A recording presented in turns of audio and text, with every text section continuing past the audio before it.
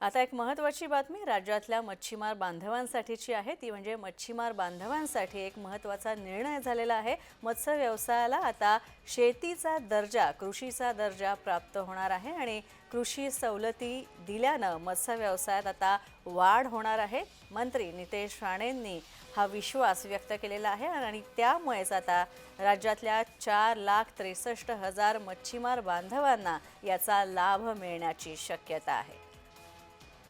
मच्छीमारी व्यवसायाला, मत्स्य व्यवसायाला आता शेतीचा दर्जा मिळणार आहे आणि त्यामुळे आता शेतीचे सगळे फायदे हे मच्छीमार बांधवांना मिळणार आहे। मत्स्य व्यवसायाला आता कृषीचा दर्जा प्राप्त होणार आहे, शेतीचा दर्जा प्राप्त होणार आहे। ही महत्त्वाची आणि तितकीच आनंदाची बातमी शेतकरी बांधवांसाठी।